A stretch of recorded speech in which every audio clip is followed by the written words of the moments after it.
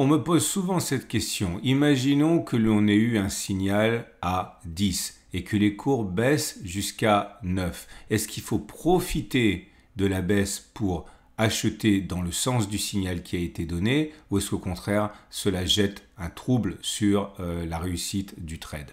On va voir ça dans la vidéo du jour. Salut, c'est Trado, je suis content de vous retrouver pour la mise à jour de l'analyse technique du CAC 40 avec, comme on pouvait le craindre ou l'espérer, un retour sur la zone de support ici des 71, 74, 70, 50. On revient donc sur une zone d'intérêt et la bougie du jour n'est pas facile à interpréter parce que d'une part, au niveau de la clôture, on penserait que c'est neutre, voire de manière vraiment marginale positive. Ce qui serait confirmé par la couleur de la bougie qui est verte, ce qui veut dire qu'il y a une force intrinsèque, on a clôturé plus haut que l'on a ouvert. Maintenant, en regardant bien, on a une longue mèche haute ici qui montre qu'on n'a pas réussi à tenir les plus hauts et qu'on termine plutôt dans la moitié basse de la bougie, ce qui montre une bataille psychologique perdue. Bref, pas grand chose à tirer si ce n'est qu'il y a une grande bataille rangée entre les haussiers et les baissiers.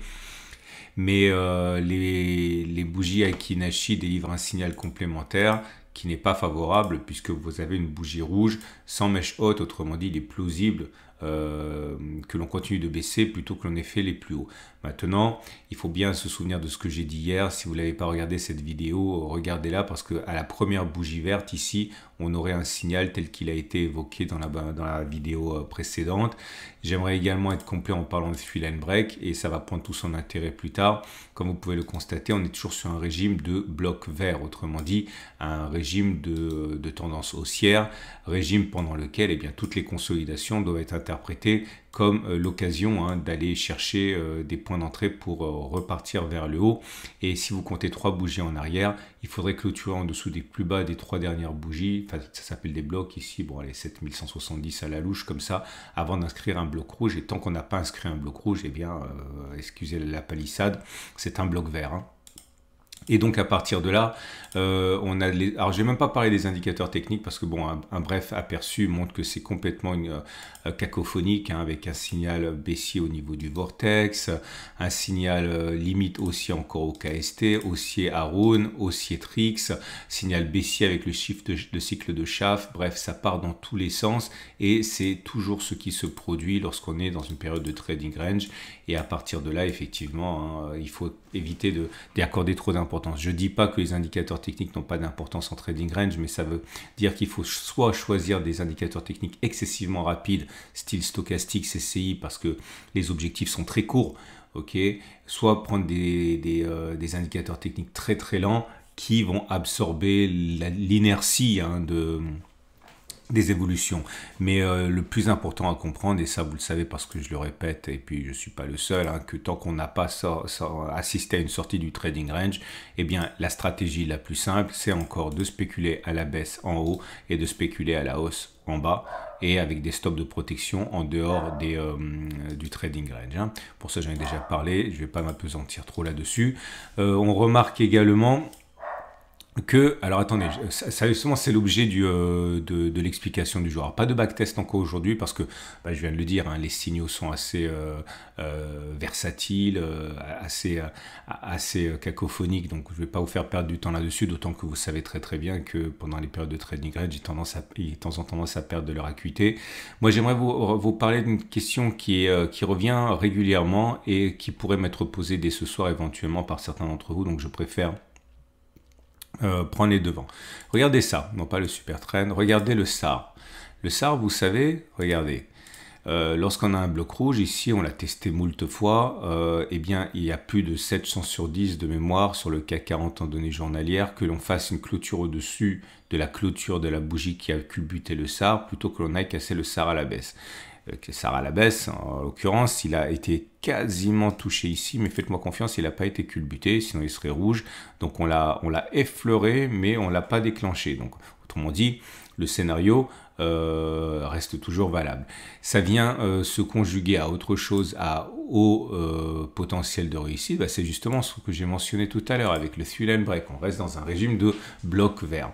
La question que vous êtes sans doute posée et qui m'est régulièrement posée, c'est la suivante. Faut-il profiter des soldes ok, par rapport aux signaux qui ont été délivrés pour acheter, ou est-ce qu'au contraire, c'est la preuve que le signal a du plomb dans l'aile et il ne faut surtout pas le prendre. Clairement, là, vous êtes à, je l'ai dit, hein, à un pouillème de culbuter le SAR. Autrement dit, si vous voulez encore, on est vraiment à un stop loss qui est pas cher, hein, puisque bon, il suffirait d'aller chercher moins 0,42, encore moins, hein, puisqu'il va monter demain, aller à la louche 0,3 pour un stop de protection, alors que le potentiel est immense, immense en proportion, puisqu'il s'agit là ni plus ni moins que d'aller faire une bougie au-dessus de la bougie de clôture, puisque c'est ça qu'on a testé et qu'on a vu qui marchait. Donc clairement, si je caricature, on a un ratio gain-risque de 1 pour 6, 1 pour 7 même, ok, même 1 pour 8, si on, or même plus en fait, 1 pour 10, 11, bref. Excellente relation gain-risque. Alors, je vais vous décevoir, mais là justement, j'ai pas de solution rigoureuse, scientifique à vous apporter, parce que vous comprenez bien de deux choses l'une, c'est un peu tout ou rien, quoi. Si vous considérez que vous avez fait énormément de backtests et que vous avez couvert suffisamment de situations de marché de manière à lisser toutes les spécificités, genre 10, 20, 30, enfin non pas 10, non, genre 30, 40, 50, 100, 200, si vous faites ça si vous savez programmer par exemple et que vous montez sur des milliers d'occurrences, vous dites, bon, globalement, il ne faut pas que je réfléchisse. Le setup n'a pas été, la stratégie n'a pas été invalidée, donc j'achète parce qu'on est toujours en mode binaire on plutôt que off, donc il faut acheter. Et puis, si jamais ça ne marche pas, et ben voilà, j'ai un stop de protection plus court, tant mieux pour moi. C'est une façon de faire. La deuxième façon de faire, c'est de dire ouais mais non parce que on manque de dynamisme, là c'est mal parti, etc., etc. Mais là c'est une réaction qui est intuitive mais pas scientifique, pas rigoureuse, parce qu'en fait pour pouvoir légitimement arguer de cela, eh bien il faudrait faire un backtest et regarder ce qui se passe si effectivement c'est mal barré une fois que l'on a perdu X%. De gagner le pari, et il faudrait que le backtest dise voilà, quand on a perdu par exemple 3%, il y a 80% de chances du coup pour que le backtest soit perdant, enfin pour que le trade soit perdant. Donc vous voyez, soit vous faites les choses rigoureusement et dans ce cas vous peaufinez encore plus votre backtest pour coller le plus possible à la situation réelle, soit vous faites le pari de la grande multiplication des occurrences et vous dire finalement voilà, on est toujours dans le schéma où c'est censé fonctionner et donc je vais prendre le trade. Alors du coup, que fais-je moi? J'ai envie de dire que étant donné que j'ai pas véritablement l'outil statistique et les compétences pour avoir une réponse on va dire légitime, ce que j'ai tendance à faire à titre personnel, c'est rentrer un peu pour voir. Donc là, je vais vraiment donner un exemple simplement pour illustrer, mais si je devais parier sur le fait que le prochain bloc three-line break sera vert et pas rouge, ou alors si je devais parier sur le fait que le super trend va finalement être préservé et qu'on va aller faire des plus hauts, je vais rentrer par exemple un tiers de position.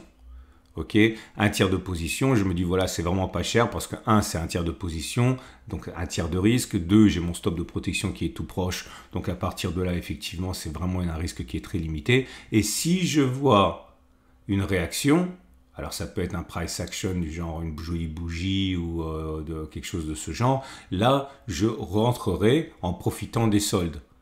Ok, et je compléterai ma ligne. Donc imaginons encore une fois, mais c'est purement illustratif, que demain j'ai un beau chandelier encourageant, et bien voilà, je pourrais rentrer un tiers de position, et si le coup d'après, par exemple, je vois un autre chandelier, et a fortiori, s'il y a un setup, une stratégie bien connue de moi ou de vous, qui a fait ses preuves, qui apparaît, là je compléterai ma position en me disant, finalement, il n'y a aucune raison pour que je n'y aille pas, ça se redresse, et en plus, j'ai un bon ratio gain-risque, et je rentre en solde. Voilà ce qu'à titre personnel, je fais souvent. Voilà. Ok, j'espère que ça vous a aidé un petit peu. En tout cas, je ne peux pas vous offrir plus parce que là, c'est là que j'ai des compétences mathématiques qui sont limitées. Mais en gros, je pense ne pas trop me tromper en vous disant les deux grandes lignes à adopter.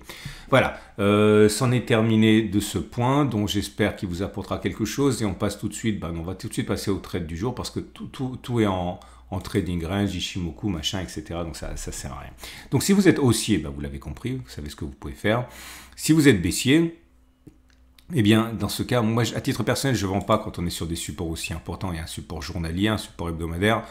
bon, clairement pour moi c'est péché à ce niveau, quoi. Hein. Donc j'attendrai soit, bah, voilà, pareil, hein, que l'on casse, que l'on revienne et parier sur un retour de la baisse, mais plus certainement je vais attendre, voilà, soit je spécule ici ou alors j'attends que l'on remonte ici, ok, et j'espère avoir un bon ratio gain-risque pour éventuellement spéculer à la baisse pour un nouveau retour sur les plus bas avec un stop de protection dessus. Voilà, on peut faire comme ça. Voilà, c'en est terminé pour moi. Je vous rappelle que vous avez un jour, plus qu'un seul jour. Vous savez, c'était la promo de rentrée. Je proposais d'acquérir pas les visioconférences, les webinaires pardon, du cercle pour 30%. Ça s'arrête aujourd'hui. Donc, vous pouvez éventuellement passer commande maintenant. Je vais mettre une vidéo juste là pour que vous ayez une explication de ce dont il s'agit avec les témoignages, etc. Si vous passez la commande aujourd'hui et que ça met du temps, c'est pas grave. L'important, c'est que si ça vous intéresse, c'est vraiment le dernier jour pour en profiter avant pas mal de temps. Voilà. Excellente journée, à ce week-end pour plein d'autres vidéos.